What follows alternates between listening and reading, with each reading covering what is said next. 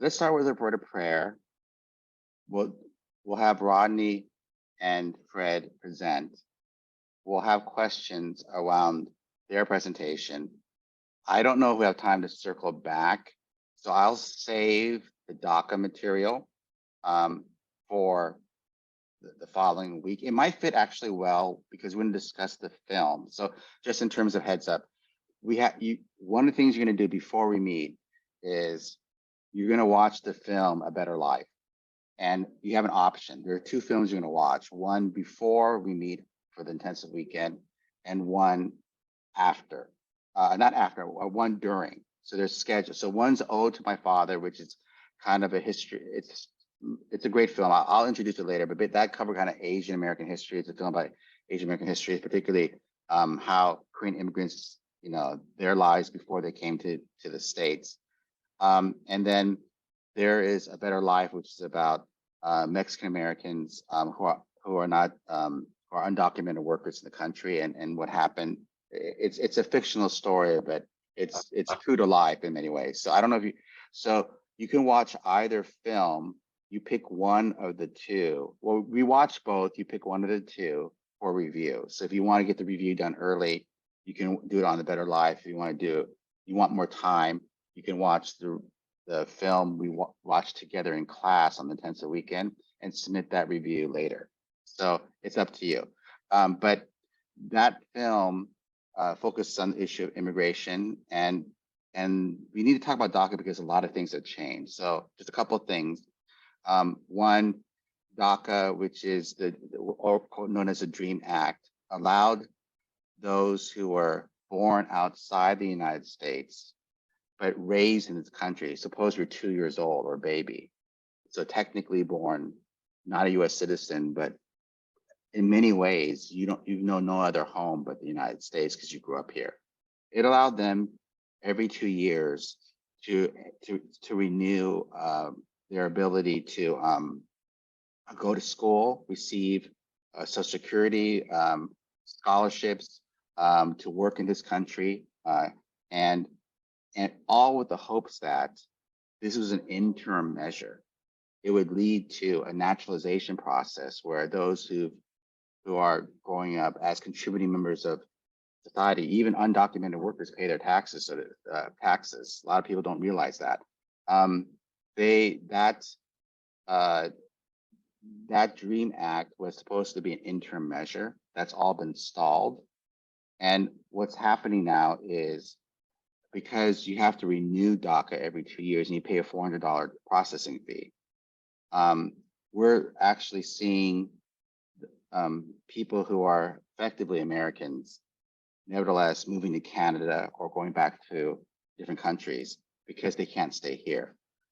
And what I wanted to show was a video clip where the testimonies of the children who came as kids, babies, infants, are now college students heading toward graduation, their stories and how tragic they are. And it's America's loss because of the US Nobel, this is just an example of the US Nobel laureates, 30% are immigrants. That means they were born outside the United States and they were naturalized. You add to that their children of immigrants, second gen, that's more than half. We are losing some of the best minds, the best scientists, the best engineers, the best doctors, because we don't have a pathway to welcome the stranger. So the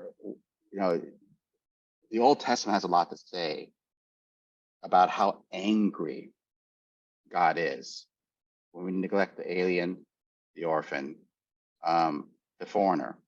And you'll be reading a piece on this from Danny Carroll. That's a signed reading, but that's what I was in broad contours and summary we're going to cover. I can show those clips when we meet in person, and I'll do it in conjunction with, I think, The Better Life, because we'll have a time to talk about that. So that's just by way of summarizing what I wanted to do a little bit here, but I think it'd be better actually we can do it in person, and it might work really well with the Better Life film.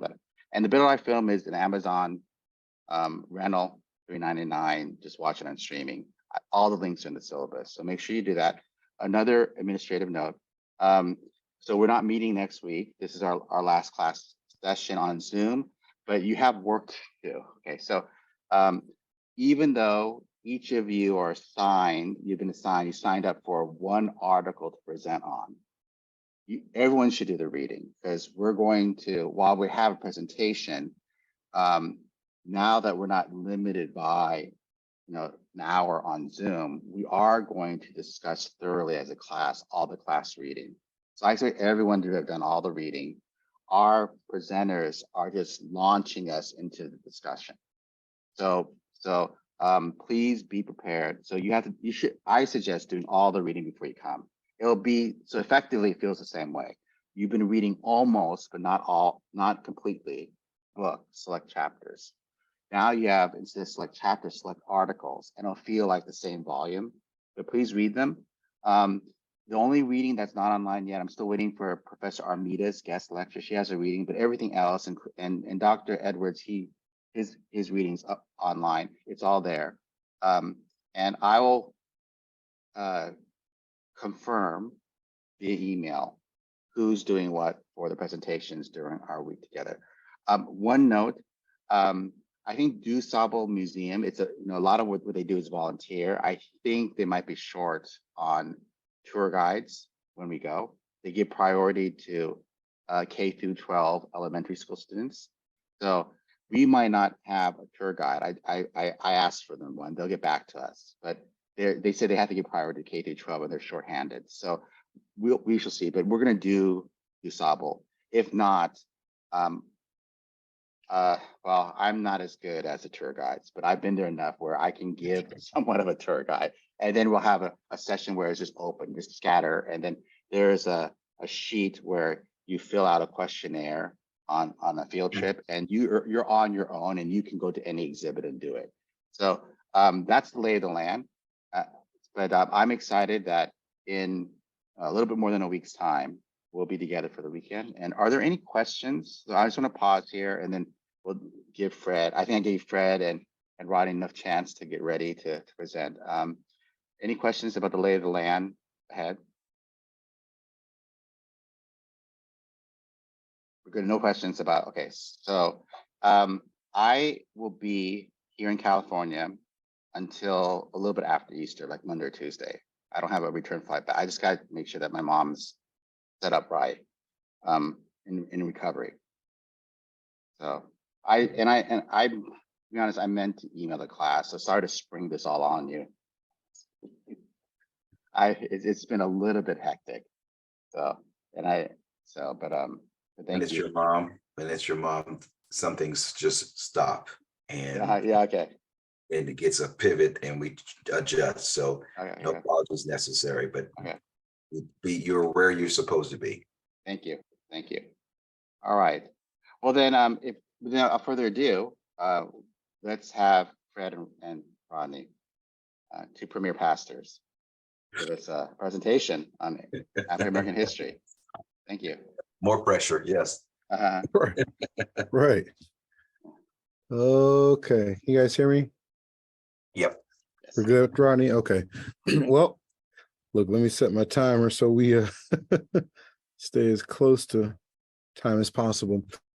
We are presenting today the top 10 events shaping the identity of African Americans. And as our professor has said, guys, that's a pretty bold for any of these cultures. 10 events, to try to find 10 events to define the identity of a people is pretty difficult. But from a macro point of view, Rodney and I are going to try to attempt to what we see going back to the beginning of African Americans in this country, what has shaped where we are, who we are this day, highs and lows. So this is what we have thus far. Looking forward to this discussion. So, of course, the presence of African Americans in this country begins with the transatlantic slave trade and all that came along with it, the horrors of it, starting on the shores of Western Africa at a time, and the first chapter kind of talks about this, at a time when the kingdoms of the world at that time, not really formally nations themselves, but all kind of Portugal and the Dutch, they're all kind of looking for world domination. Who's going to go out and conquer these lands and solidify their nation? Even some African nations. There's this a mingling of these three different entities coming together, but it ends up in the forced migration of Africans to America, which starts the next couple of hundred years. 1619 is when those 21st slaves landed at Jamestown, Virginia. And from that time forward, started the African-American race as we know it here on the shores of the homeland in America. But this transatlantic slave trade included the humanization of Africans, treated less than human, exploited their free labor. America is built upon the backs of free labor, the cotton industry, the tobacco industry. Most banks even now can trace, had an interesting conversation with someone, and I bank at Chase, but that Chase, JP Morgan can directly trace their wealth and the wealth of many corporations today to slavery, to the free labor that happened through African Americans, the breaking up of families, as we all know that, and we've seen it in several different, but all of this kind of shaped where we are even now in the African American race, to the family structure that did not just begin, the problems that we're seeing today did not begin today from the transatlantic slave trade. Families are broken up, could be sold off. Dad is sold off, kids are gone. The husband has to see the rape of his wife. Men were castrated. The horrors of this still have rippling effects some 400, 500 years later. Then we see a season of fight and flight. Fight and flight. I think so many times it's perceived as if the slave was just, docile, kind of took it or had to take it. But we hear of these stories of Nat Turner, the early 1800s, the early 1800s, these uprisings. Nat Turner, who's a preacher, but also, starts this slave revolt, killing slave owners and overseers, and all these uprisings that are starting. He's just one, but there are many uprisings. So we called it fight and flight, because at the same time, we see the Underground Railroad taking shape with the help of abolitionists. African Americans are being not freed from slavery, they're escaping the horrors of slavery. We all know of Harriet Tubman, who was so notably quoted for saying, "I could have saved many more slaves if they knew they were slaves." But she, escapes and helps to escape some 300 plus slaves through the Underground Railroad, these system of churches and schools and homes, and going up the Mississippi River to search for their freedom in the North. That leads to this idea of, are we free at last? 1863, actually written or signed in 1862, but December 31st, January 1st, 1863, the message is carried to the slaves that they're free now, they are emancipated. And again, events shaping the identity of African Americans, I just knew that. I don't know if any of my other fellow classmates know this, but I'm a Black man, and have been a pastor for 20 years, and just maybe 15 years ago found out that the connection between what we call watch night services on December 31st, I thought it was all about, okay, we're waiting for the new year to come in. I've been doing that since I was a little boy. And I asked a Caucasian brother, like, do you guys have watch night? He's like, what? What is a watch night? It's rooted in this, that they were watching, they were waiting for those Union soldiers to show up January 1st or when the clock struck 12 or waiting December 31st. And so that cultural thing is still in our midst, that many African-American churches have these watch night services, December 31st, countdown to 12 o'clock, celebrating the new year. But this is what happened. Abraham Lincoln signs this proclamation, ultimately freeing the slaves. We won't get into all of that, but there are some dynamics that had implications upon the Civil War. Was he doing it because it was the right thing to do, or was he freeing the slaves to cripple the economy of the South so that he could win the war? That's for another discussion for another time. Followed by the 13th, 14th, 15th Amendments.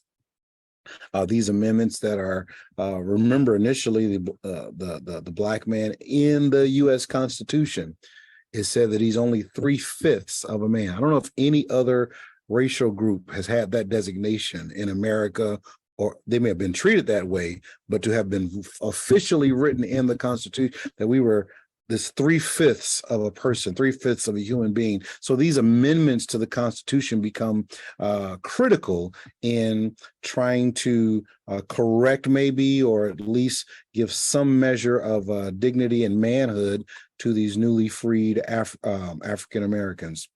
Lynchings of criminals. This was critical. I read this in the book because we will go into a period of lynchings, but I thought this was interesting. These lynchings that happen were not necessarily of criminals. These were lynchings of prosperous Black people to intimidate or terrorize others. So it's not one thing, oh, these criminals were caught and they were lynched. No, that's kind of a whitewashing of history.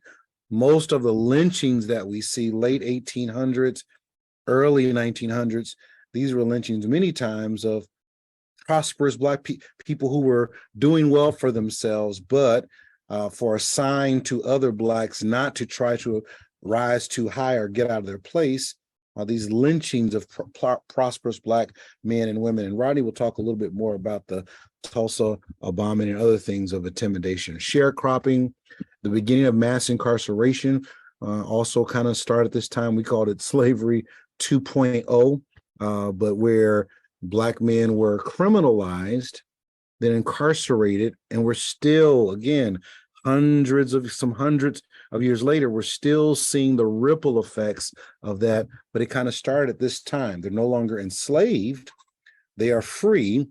But if we criminalize them, back to that 13th Amendment, if we criminalize them, then it becomes slavery 2.0. They lose their rights when they are criminals. So that kind of shaped, and you can see how that plays out even now in the arrest, in the prison system. I did not look up the exact statistics, but it's up there. If Blacks are only 10 to 13% of the general population, how much more we are the population of the whole prison system. Those things are having effects today. We move into a season of oppression and suppression. Up under this, and again, these are just macro, but there's so much up under this, but oppression, we're talking about Jim Crow laws that were started, the beginning of segregation, the segregated South, literacy tests for voting, poll taxes for voting. So yes, you have a African American who is free, quote unquote, but then you have these laws that prohibit them from voting, or literacy tests, or I even read somewhere, I think it was on the 1619 Project, that they had the grandfather clause. You could only vote if your grandfather voted. Well, most people at that time, 1920, their grandfather was a slave, so he would not have voted.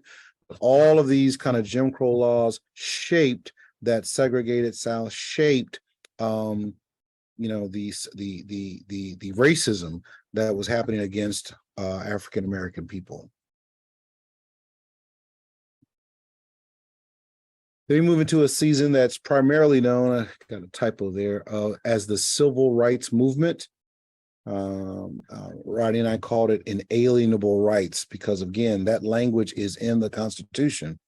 The same writing that necessarily did not include Black people from its inception. So when those words inalienable rights, life, liberty, and pursuit of happiness were Black people in mind when those words were written, maybe not necessarily, but here in this season, we believe commencing with 1955, it is a picture of people claiming their inalienable rights, claiming their civil rights, asking for civility, just to be able to live as humans. And it starts with these two major events in 1955, murder of Emmett Till.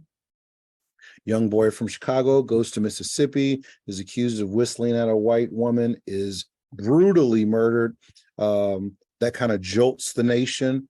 Later that same year, Rosa Parks refusing to give up her seat to a white man on a bus starts the Montgomery bus boycott.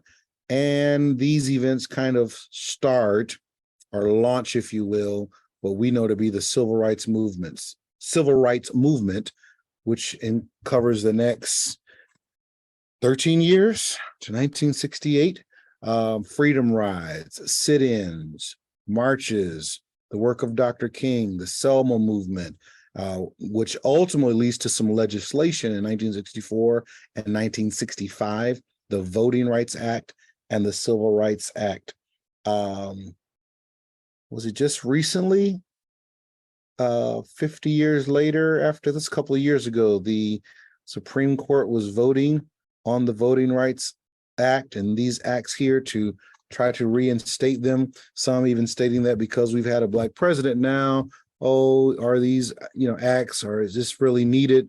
And so it's just kind of lets you know, it shapes where we have come from and some of the tragedies and triumphs that African Americans throughout all of this still triumphing, still doing well. I'm going to tag team my brother into this to pick up on slide number 6. Rodney? Right. And so in that season of claiming and reclaiming rights that should be ours, or African Americans, there was a season again, what we call murder and mayhem. And we're going to go back to 1921, the Tulsa Race Massacre. It's not always mentioned in the history of our communities, but this was themed Black Wall Street in Tulsa, Oklahoma. And again, the hatred, the vitriol of the white supremacists and those who didn't want to see Blacks succeed basically just obliterated an entire town and killed folks and destroyed their livelihood. They destroyed many lives and what have you.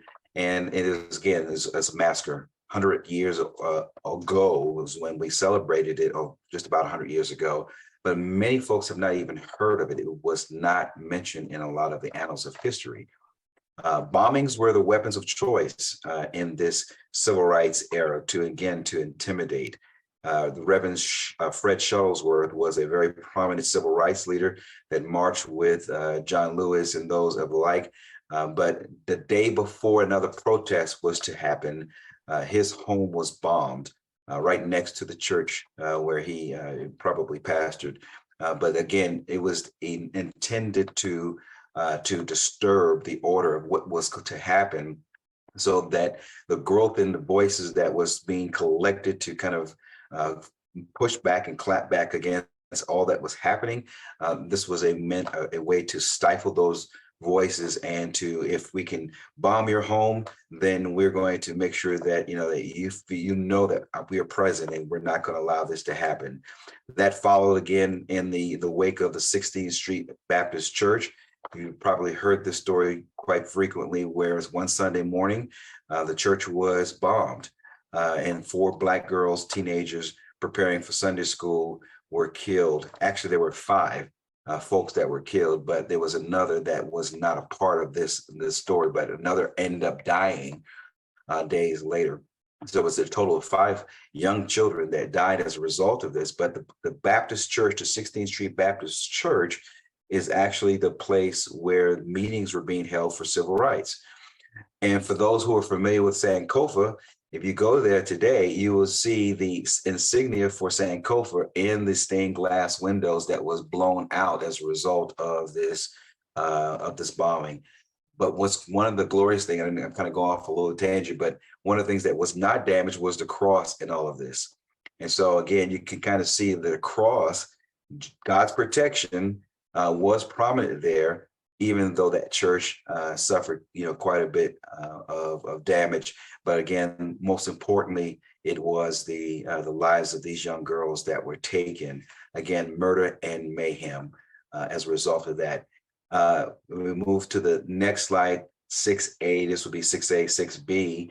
You can't forget, we can't tell the story of mayhem, if you will, without looking at what happened as a part of the right to vote and the civil rights movement there. On March 6, 1965, you had a group of nonviolent protesters that were efforting to march from Selma to Montgomery, the capital of Alabama, to make sure that their rights were heard, or their voices were heard as it pertained to their rights. But you had the opposition of law enforcement, state and local, that really stood there to oppose this march that was going to happen. They were crossing a bridge named after a white supremacist. And so that designated, again, we're crossing over to ensure that we get to where we're trying to get to.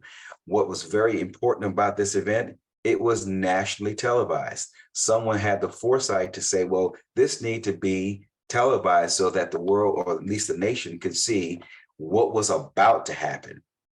And sure enough, as these protesters crossed the bridge, they were met with billy clubs, with whips, with tear gas, and they were just beaten brutally. Many of them were hospitalized as a result, but that did not deter them. That just galvanized them to ensure that they were going to move forward in their efforts. I believe, if my memory serves me correctly, it was 3 attempts made to cross over to march, and on the third successful attempt, they in fact did do that. Again, mayhem caused in a community. Then we move to item number 7, what we term as silencing of the lambs. And so this was a season where the assassinations took place. Notice on the left, you have the Reverend Dr. Martin Luther King. On the right, you have Malcolm X. The difference between these two approaches is that you had one who was advocating a peaceful approach to this, and then you had another who would say, hey, we are tired of all of this, all these bombings and these killings that are taking us out. So we're going to do what we need to do, whatever is necessary, by all means necessary, is what was being quoted as one of his Malcolm X's position. But of course, that in itself was a little bit of a tension, because you have a group of folks that wanted to go peacefully, and you have another group that says, we need to fight back. We need to let them know that if you're going to come with us with violence and force, we're going to do what we have to do to protect our communities. In the middle, you have Medgar Evers, another who was assassinated, again, just for his attempts to accelerate the Voting Rights Act so that we would be represented in this land where we were brought over to perform labor. Now that we're here, we're whole, we're human, we need to have the same rights, and our voices can be heard. One of the things that was important about this whole act is that when you're not able to vote for people who will represent you, then you have no voice in the community. And that's why civil rights and the Voting Rights Act was very important, because you can have all these different things where killings and bombings and assassination would take place, but then no one would take action against the perpetrators or those who were responsible for it. That's because we had no representation in the political realm. And so it was intent to thwart the movement, to silence the folks who had voices that were being heard, and for those that really were making a difference. From the silencing of the lambs, now you have I'm sorry. Okay. Go ahead. You have some now what we call political correction. And so all of what was being done to silence us, to keep us from voting, to keep our voices from being heard, to keep us from being represented in places of prominence in the political realm, what the Reverend Jesse Jackson did, and Reverend Shirley Chisholm did, what they started, being the first to kind of vie for political office, and not just any political office, but the presidency of the United States. What they started, Barack Obama and Kamala Harris concluded by being the first African-American president and the first vice president, female vice president who was also African-American and Asian American Pacific Islander. And so again, tremendous achievement when you think about where we started and to how far we have traversed. And then we'll see additional political correction. When you look at this slide, you can see I have a number of prominent firsts. You have Adam Clayton Powell Jr. on the left. He was the first to be elected as a House of Representative, member of the House of Representatives in the state of New York. You have Thurgood Marshall, who was the first Supreme Court nominee or appointee, I should say. And then you have the Reverend Dr. Raphael Warnock, who is the first to have been elected to a full term of office in the state of Georgia. And ironic to that is that he is also the pastor of the church where Reverend Dr. Martin Luther King once pastored.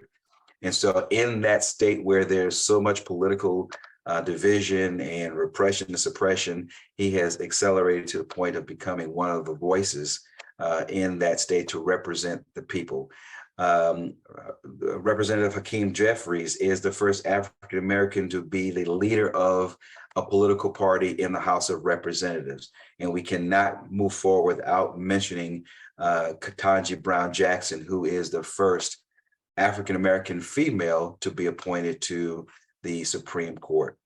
So again, with all of those things, all of those efforts that were aimed to minimize the political power of African-Americans, over time, you have the shaping or the reshaping of the political landscape with African-American representation in the community. Next slide. This slide, again, it's a conglomerate, if you will, or a grouping of a number of African-Americans that were killed either at the hand of law enforcement or via white supremacy.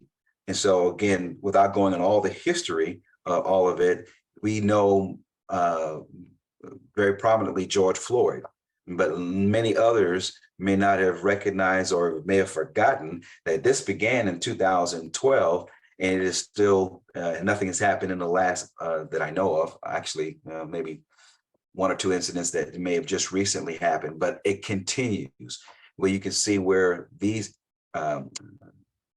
men and women and children, if you will, have been taken, their lives have been taken as a result of being innocent of some things or just being at a disadvantage because of law enforcement. But definitely there's some white supremacy at the roots of it. I'd like to point out the Charleston 9 for a couple of reasons. I'm from Charleston, South Carolina, and one of the 9 that were slain in that event was my first cousin. And so it has significance to me in a number of different ways. And so I take hold of that. Just before that, Walter Scott is again from South Carolina, North Charleston, not far from where I grew up. Botham Jean, Tatiana Jefferson, Dallas, and Fort Worth. I'm right here. We're in Dallas, and these are not far from where I lived. But again, it underscores that people of color were killed jogging in their homes, at church, or what have you.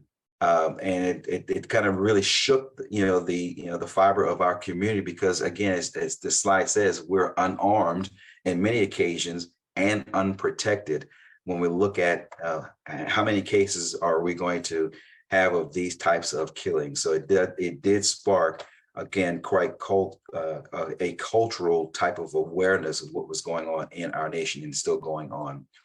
And then the last two slides, if you will, it kind of shows that we have made tremendous strides. We're kind of we've made some achievements, but we're still being met with a lot of efforts to keep the voting, to keep the voices from being heard. So we titled this slide, "Here We Crow Again 2.0."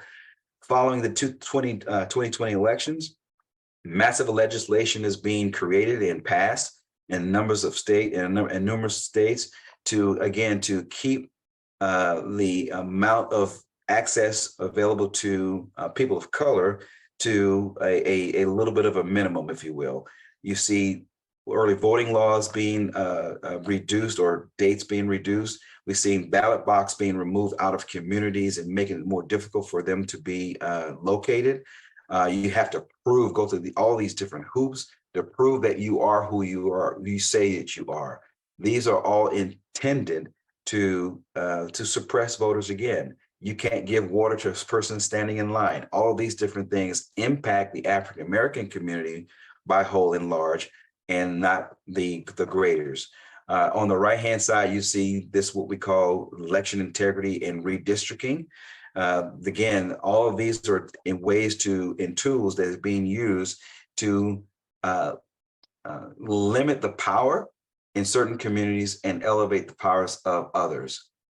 So you take away the representation, the number of representatives in a heavily populated community that people of color, and you give that right or that voice or that seat to someone that doesn't represent their interests. And so again, you start to see, again, this thing coming all over again, coming back to full circle in terms of the laws that are being created to minimize the voting. And then lastly, what we see here are two things that are being used as tools to, again, create division and separation. And we titled this slide Awokened. If you've not been listening very carefully, the term woke has been invoked quite a bit of in lately. And so what was once defined or was intended to connote actively being aware of systemic injustices and prejudices for those that are advocating for civil and human rights, it's now being stoked. It's now being used as a mechanism to, to say that it's the African Americans, it's the people of color, those who are advocating for their rights, that's creating this huge divide of races. And so critical race theory is one of those things that was never, ever intended to be used in the way that it has been, but it became so mainstream in conversations for political purposes, if you will. The 1619 Project, what began as the beginning point of slavery in America, it's been crafted now in a project of teaching and making the awareness of what really happened in slavery, how it impacted a nation, how it impacted a race, how many lives were lost in that transatlantic slave trade, the stories that have not been told. That's what the 1619 Project is intended for. But again, it is being used as something that would kind of help create this misinformation and disinformation in terms of what it really was intended to do. So these two things collectively are being used against us as opposed to helping us. So again, a little bit of departure from some of the things that we may have seen, but we can't isolate some incidents without kind of looking at some of the more relevant and current things that are kind of gripping us. But again, as Fred and I said, it may appear that these are bad things, but most definitely it does not mean to take away from all the notable achievements that has happened in our culture, and it still is happening. And so in every field of human endeavor, there is achievement. There's the uprising of, despite the repression, despite the suppression, despite all the different things that's causing us to be in opposition, we're pushing and pressing through those things to still say that, that we're here and, hey, God has a purpose for us as a nation, and we're going to just walk in that purpose. So I hope this was a little bit of a different presentation in terms of some of the things that happened from the beginning to how what we're seeing today in terms of cultural impact, be it positive or negative. And so with that, this concludes our presentation. Great, thank you. Thank you for actually doing so much extra work to go beyond the reading and noting events that are happening in live time, that's happening right now as we live and breathe. So I appreciate that. So I want to hear from everyone. We don't have a lot of time left, but I do want to hear some of the things that struck you about what you read, either in Holt's Children by Fire or from what Fred and Rodney just presented to us. But my question is I'm really curious. So you devoted 3 of your top 10 events to the time period that is pretty much the civil rights movement. So you had inalienable rights movement. You had the title, what was it called, Mayhem and Murder and Mayhem. And then you had Silencing the Lambs. That's 3 major events that surround roughly the civil rights era. And that's a interpretive call on both of you. So do you place the civil rights movement or the inalienable rights movement, as you named it, as that formative for African American identity experience, that you'd actually commit 3 of those events to of the 10? Could you just speak to that choice amongst yourselves? Yeah, great question. Yeah. Great question. I definitely understand the question. And we kind of talked about this with you after class last week. I mean, when you're doing this, it's like, it's really hard to stay macro because Ronnie and I went over this several times, and we're just going to call it civil rights movement. But up under that, you know, there's so many. So I do believe that the civil rights movement and the fight for instance, the Voting Rights Act, that had impact on African Americans, but the assassinations of the leaders is something totally different that also had a psychological impact on it. So when you was 3 slides overkill? I don't know, but when you look at if we're talking about to shape the identity of a people, I think though all those different things had different layers. It's one thing that there was a fighting militant, we're going to get our rights, but then there was this bombing, they're killing us. That's stoked fear into people. That's all of those had a lasting effect. I mean, Rodney, I don't know if you would agree with what I'm saying. I don't. Yeah. I definitely think that you can kind of because to look at the civil rights and the voting rights era, that in itself is it's a period. But in to what Fred said, in that period, when you're looking at taking off the head of the snake, so to speak, so you say you want to kind of kill, you take the head off the snake, whatever. So what happened? What would have happened if? This is a question that we could ask ourselves: what would have happened if the assassination of Dr. King accomplished what it was intended? Will we have stopped, or will we have pressed on? And so but it was not just Black America that Dr. King's assassination shook. It shook the nation, because he appealed. And you can look at it standpoint of how we're commemorating him today. It appealed to his peacefulness in terms of protest as a reverend, which was a very important part. Kind of look at him and Warnock together as a reverend. We know that we put reverend in front of doctor. So the look at his theological impact in terms of a community, and because we're African Americans and people of faith, I want to say that nobody else is. But in all of those different times, what kept us moving stronger and forward was our faith. And so you have a champion of that faith that is now been taken away from us in the church, in the pulpit, and in the community. I think, I mean, I'm not disagreeing. I think the rights movement was really formative, especially as we walk into Black Lives Matter. We walk into problems with, I mean, the history of law and labor in African American history it's a mixed one, and it is one where there is oppression, but in economic form. So I mean, your presentation is rich.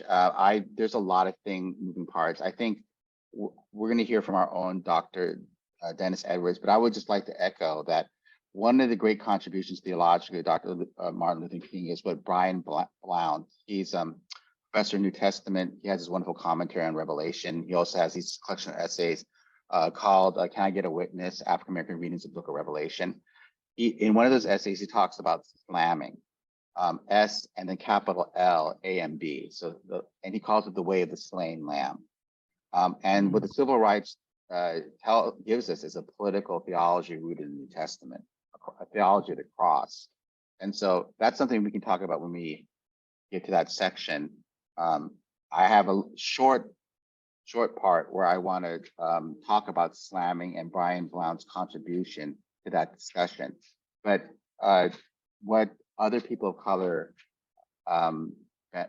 benefited from and has learned, and in solidarity, they've experienced violent silencing on the part of those they try to prophetically challenge, is that slamming as a way of Christian political action, to know what it means to not be overcome with evil, but to overcome evil with good, what that looks like. That is Martin Luther King Jr.'s great contribution, according to Brian Blount. And he has this nice essay called Slamming the Way of the Slain Lamb, about how empires can fall when you follow the way of the slain lamb. And I think that's something that what I would like to say is that when we think about so what I sorry, I had so much trouble getting online. There's all these things about getting to the hospital, free Wi-Fi, and then also logging in. Let me just say this. What I want people to think about as we move forward is that of a canon within a canon, and I'm not talking about in a bad way, where I'm not talking about historical source criticism that wants to rip apart our New Testament and say that these books are more legitimate than others. We're not going there. That's people like some other unnamed scholars who do that kind of hyper source criticism. I'm talking about in terms of theological reflection. There are parts of the canon, Old Testament and New, are particularly relevant to the social and cultural locations of the communities. These are Bible texts that really speak to us, and they speak loud. So I think passages about welcoming the stranger or foreigner, doing justice, loving mercy, and walking humbly before God, they find resonances, for example, with those in the Latino American community, where issues of forced migration, those are texts that speak really loudly to those who are never accepted in the land that they're living in as land's own, always are feeling as if they don't, and being told that they don't belong. There are canons within the canon that speak to the African American community. There's canons within the canon that speak to the Asian American community. What are those canons? In other words, what are the favorite texts that we hear Asian Americans, Mexican Americans, Black American preachers go to over and over again, because these texts resonate with our histories and ethnicities? We're going to get some of that in your reading, but I also want to be able to talk about that, because all of you are going to pick projects and try to read from the social location of your own ethnic history, or you can pick one of the ones that we're studying, and we'll walk through that final paper project. But there's a theological and experiential canon within canon, where certain Bible texts just really sing loudly to us. They meet us in our soul. They speak to us in ways that while all of God's word is the Bible, these texts have particular importance to the life of the church, or they have a particular importance to correct misreadings. So with African Americans, I think one thing that, if I were to ask, is how has the Bible been misappropriated to continue the marginalization of African Americans in this country ever since the slave trade, this transatlantic slave trade, through the civil rights movements? Even we have debates today against wokeness and critical race theory, in a terrible misunderstanding of how the Bible addresses systemic issues. It does, and we don't need critical race theory to get there. And critical race theory is a tool like math. It's not a bad thing. It's in the hand of the interpreter who uses it. But the whole Nat Turner piece is that he discovered the whole Bible. He saw that the white slaveholders had a canon of the canon, and their canon of the canon preached to slaves that they have to remain slaves. They should obey their masters, and completely out of context. They used Philemon so that see Onesimus was a runaway slave and Paul sent him back to his master. That's what the biblical route is. So they had a canon within the canon. Matt Turner's whole revolution, people can criticize for the violence that broke out, but that's another issue. But his whole revolution started with that he read the whole Bible. Mhm. And so, and then the parts that resonated with slave owners didn't resonate with him. Other parts of the Bible did, and that was what he preached from. So these are important questions. I want to say in a good way, there is a canon within the canon with each communities, and the insights and the lived out witness from those texts have a relevance to the entire Church of God, regardless of what your cultural history is. But they're particularly endearing to the experience and history of a certain ethnic group.